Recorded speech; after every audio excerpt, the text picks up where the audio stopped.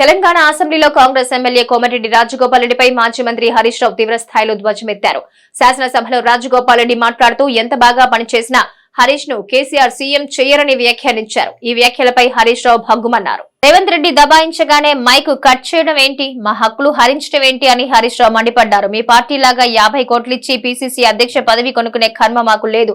రాజగోపాల్ రెడ్డి నోటుకొచ్చినట్టు మాట్లాడారు. ఆయన విత్డ్రా చేసుకుంటే మేం రెడీ. పీసీసీ పదవిని 50 కోట్లిచ్చి కొనుక్కున్నారని కోమటిరెడ్డి బ్రదర్సే మాట్లాడారు.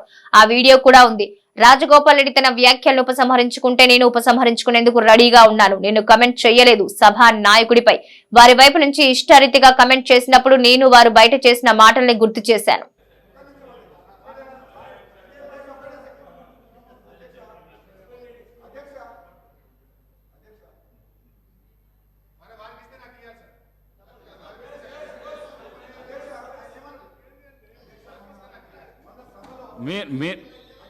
మీకు ఇచ్చిన సమయం 1.5 అవర్ ఇచ్చిన దాని లోపల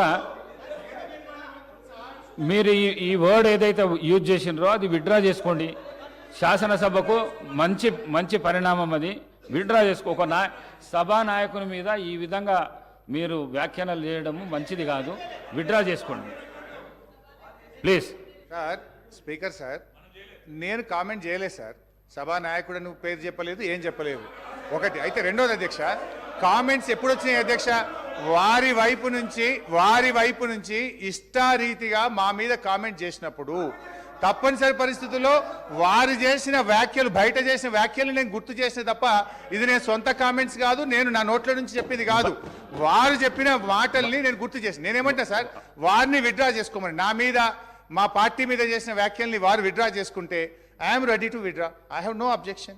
నాకు కూడా ఈ సభ హుందాగా నడవాలని కోరుకుంటున్నా అధ్యక్ష. హరీష్ రావు గారు, నేను ఇంకా చాలా విషయాలు చెప్పాల్సి ఉండే, కానీ హరీష్ రావు గారు రాజగోపాల్ రెడ్డి గారు మీ మీద ఏమన్నా అభియోగం చేస్తే మీరు వారి మీద చేయండి, కానీ దాన్ని తీసుకొని వారన్నదే చెప్పిన సార్. రాజగోపాల్ రెడ్డి గారు బయట ఏం మాట్లాడిండో అది గుర్తు చేసిన. రాజగోపాల్ రెడ్డి గారు చెప్పిన తప్ప నేను సొంతగా చెప్పలేదు. నేను కొత్త ఆరోపణలు చేయలేదు. బయట మాట్లాడిన మాటలు హౌస్ లో మాట్లాడడానికి ప్రయత్నం చేయకండి.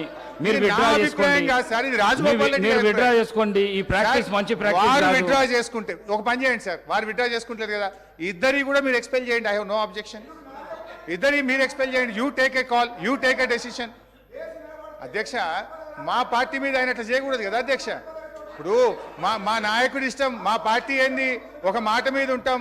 మా నాయకుడు ఏం చెప్తే అది గీత దాటకుండా ఉండేటువంటి పార్టీ మాది. వాళ్ళలాగా మేము సీల్డ్ కవర్లు, వాళ్ళలాగా హరీష్ రావు గారు చేసిన వ్యాఖ్యలను తొలగించండి. మదన్ మోహన్ గారు మాట్లాడండి. కూర్చో సార్. ఆనరబుల్ స్పీకర్ గారికి,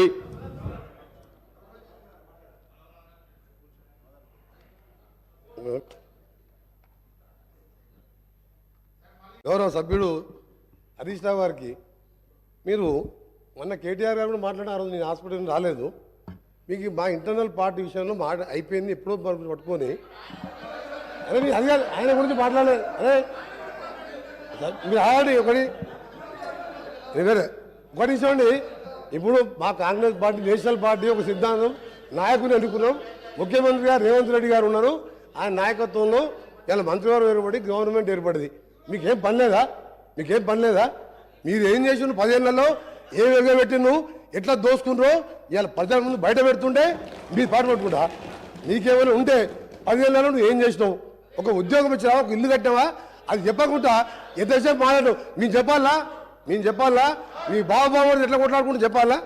ఆ విషయం ఉన్నప్పుడు అది క్లోజ్ అయిన మ్యాటర్. అది దాన్ని పట్టుకొని ప్రతిరోజు ఈ విధంగా మాట్లాడు. సార్ ఇది సీరియస్ కామెంట్, సీరియస్ గా వార్నింగ్ ఇస్తున్నాను.